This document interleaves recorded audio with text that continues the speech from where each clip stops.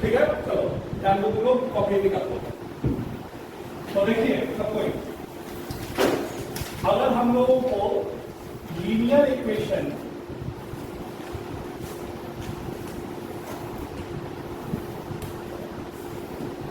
इन one variable अगर रहेगा, उसका स्टैंडर्ड फॉर्म क्या होगा, ax plus b equal to 0 होगा ना। तो इसका ट्रांसपोजिशन कर इसका जो सॉल्यूशन निकलेगा वो होगा ax equal to minus b and x equal to minus b divided by a। ठीक है, दिस इज फॉर सॉल्यूशन। तो सॉल्यूशन किस चीज को करते हैं, वेरिएबल का वह वैल्यू जो इक्वेशन में उसको अगर पुट किया जाए तो वो इक्वेशन को वो क्या करे, सेटिस्फाई करे। तो एलएचएस का वैल्यू आरएचएस के इक्वल है।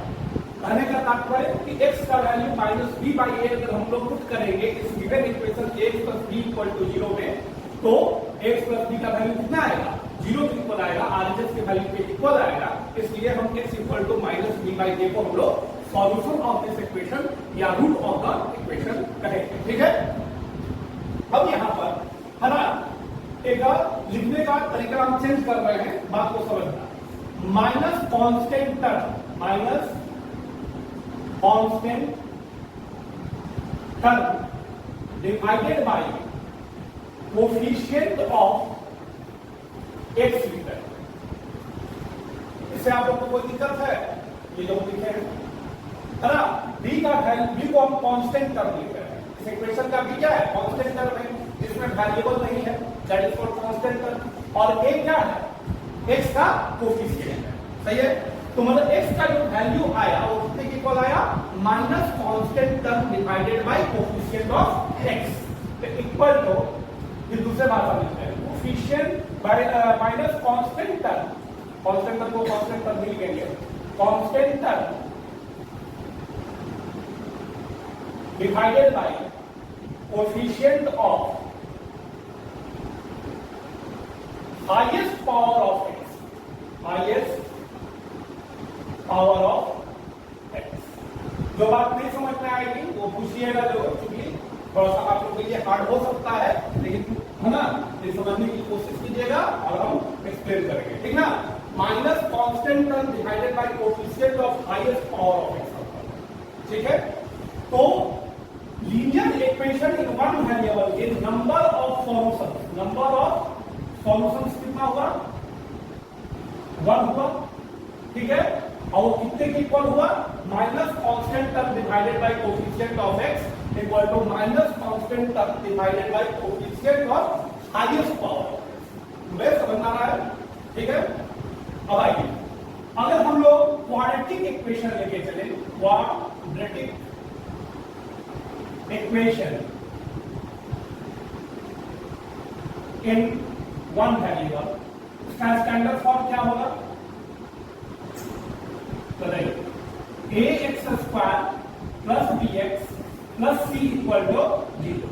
तो पिछले क्लास में हम आप लोग को बताए थे इसके रूट्स कैसे निकालते हैं, परफेक्ट स्क्वायर मेथड से, कंप्लीटिंग स्क्वायर मेथड से, है ना। कंप्लीटिंग स्क्वायर मेथड से इसके रूट्स दो को आए थे, minus b plus minus under root b square minus 4ac whole divided by 2a।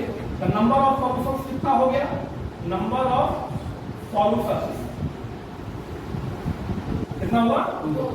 मान लीजिए कि सॉल्यूशंस क्या है, अल्फा और beta. Let the solutions be, let the solutions be alpha and beta, ठीक है। देन अल्फा इक्वल टू मान लिया जाए minus b plus under root b square minus 4ac whole divided by 2a and beta equal to minus b minus under root b square minus 4ac whole divided by, ठीक है। एक plus वाले को मान लिए, एक माइनस वाले को मान लिए। आगे बात समझ में, ये कैसे आया था याद है, कंप्लीटिंग स्क्वायर मेथड से। क्वाड्रेटिक इक्वेशन को सॉल्व करने का दो मेथड हुआ, एक कंप्लीटिंग स्क्वायर मेथड में फार्मूला मेथड, फार्मूला में वैल्यू डालिए एबीसी का और वैल्यू निकाल लीजिए, या फिर दूसरा मेथड क्या होगा, बोलो, है ना। अगर वो फैक्टराइज होने वाला है तो मिनट में स्प्लिट करके फैक्टराइज कर सकते हैं, जो सबसे आसान होगा। लेकिन कोई जरूरी नहीं कि वो क्वाड्रेटिक एक्सप्रेशन या वो क्वाड्रेटिक इक्वेशन मिड टर्म से फैक्टराइज हो ही जाए। तो अगर फैक्टराइज नहीं होगा तो क्या उसका सॉल्यूशन नहीं निकलेगा? निकलेगा, इस फॉर्मूला से निकलेगा -b plus minus under root b square minus 4ac whole divided by 2a। अब इसको बहुत कुछ अभी बता सकते हैं, ठीक है, लेकिन अभी वो मेन टॉपिक हम पढ़ा रहे हैं रिलेशन बिटवीन द जीरोस और रूट्स और सॉल्यूशन।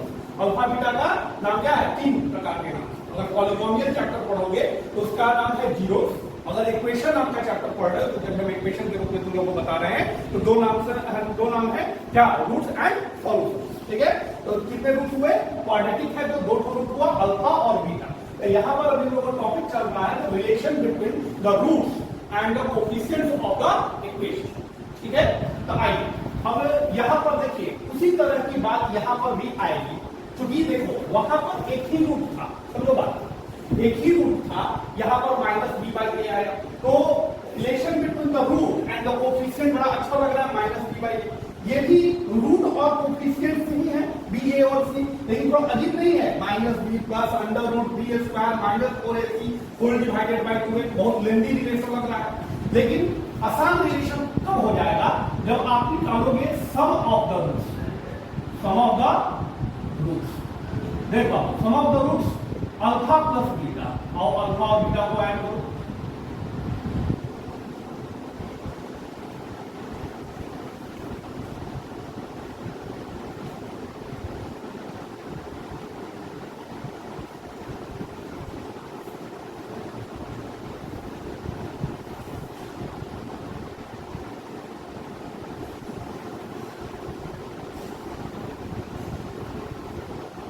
कैंसिल हो गया, -2b divided by 2a, 2 cancel -b/a। देखो हम वही रिलेशन लग रहा है ना, -b/a।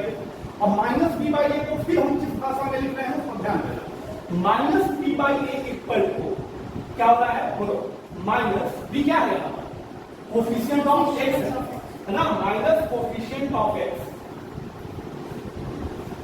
Divided by coefficient of x square, constant ना, x स्क्वायर ना, coefficient of minus coefficient of x को देखो किस भाषा में हम लिख रहे हैं? Minus coefficient of 1 less power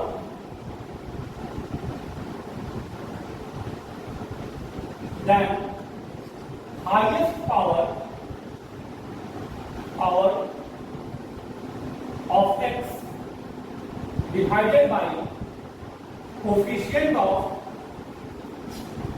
highest power of x। समझ आ रहा है आपको? क्या हम लिखे?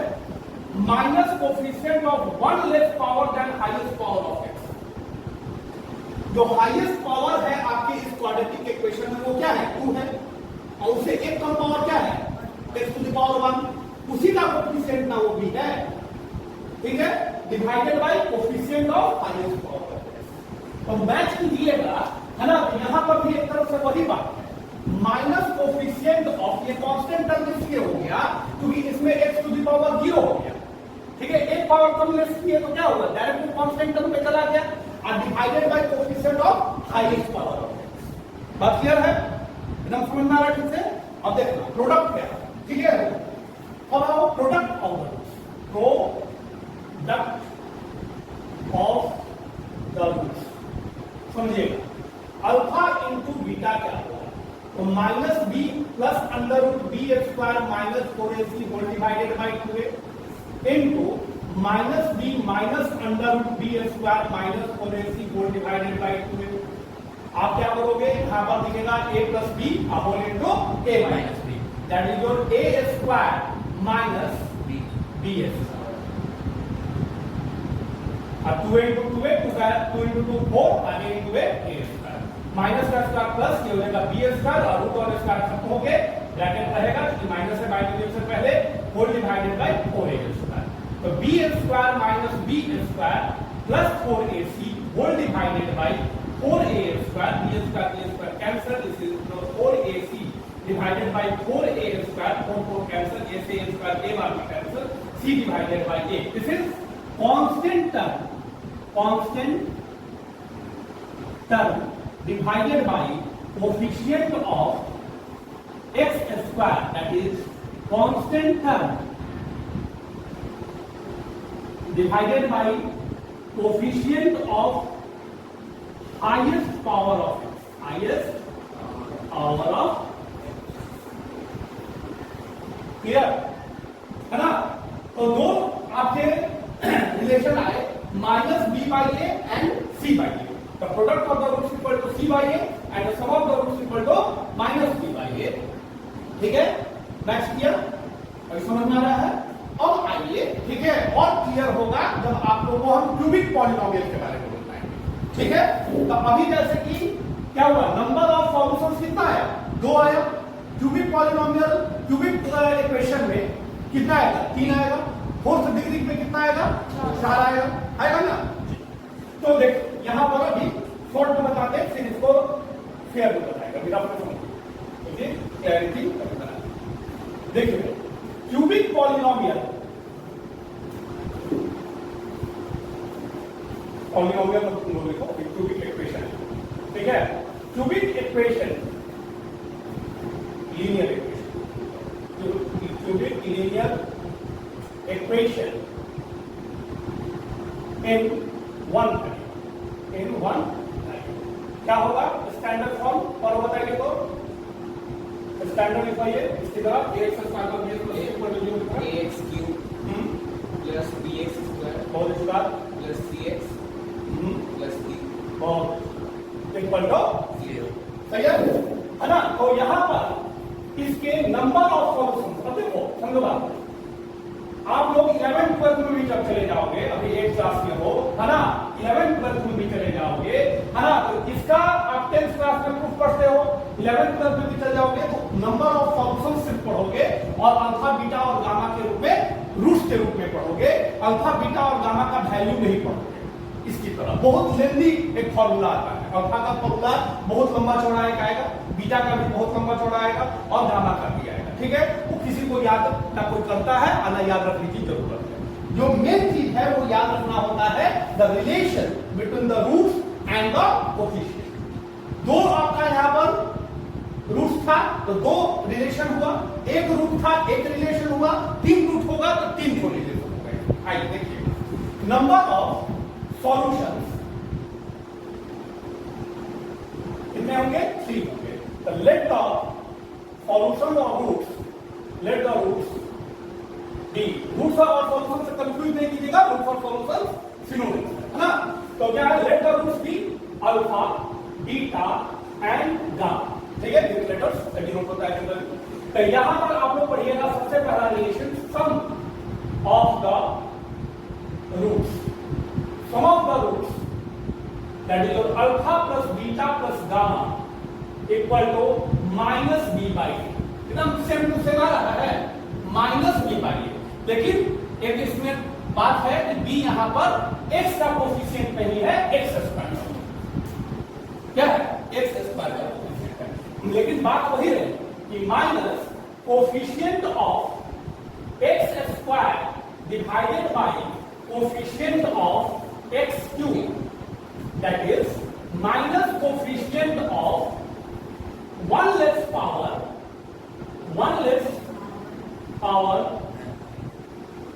of x, इसमें लिखा था power of x, है ना, power of x than the highest power of x divided by coefficient of highest power of x। Pattern match किया, पैटर्न मैच किया। सम ऑफ द रूट्स पहले भी coefficient of 1 less power of x that highest power of x divided by coefficient of highest power of x होता था। यहां पर भी है sum of the roots minus coefficient of 1 less power of x that 1 less power than of its है ना, 1 less power than the highest power of x divided by coefficient of highest power of x। आया समझ में। अब आइए product of the root पे नहीं आते, देखिएगा लैंग्वेज समझिएगा, sum of the product of two roots taken, sum of the product of roots taken two at a time,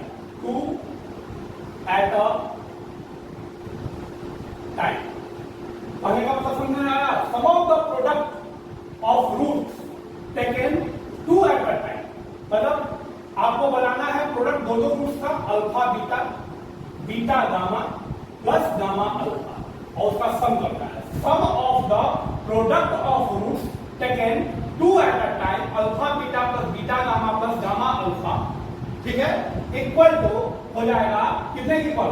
C by ए की इक्वल होगा। कितना इक्वल होगा? सी बाई ए। यहाँ पे सी क्या है बताओ? कोफिशिएंट ऑफ लोएस्ट करना है, तो coefficient of x divided by coefficient of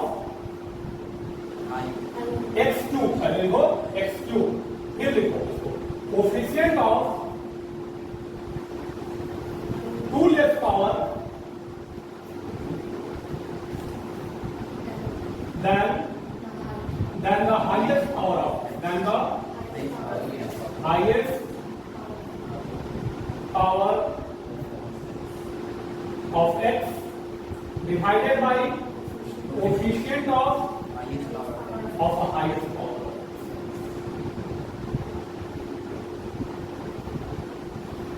ठीक है, इसी बाई ये हुआ लास्ट इसका होगा, ठीक है,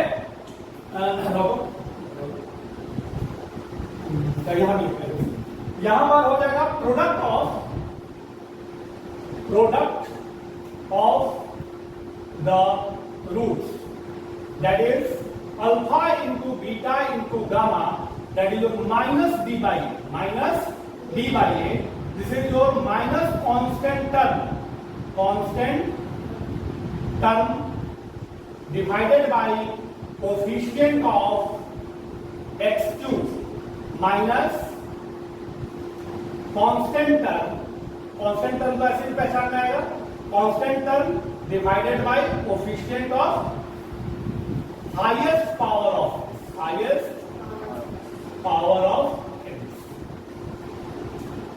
समझा रहा है? कुछ खास नहीं रहा, ठीक है, समझा।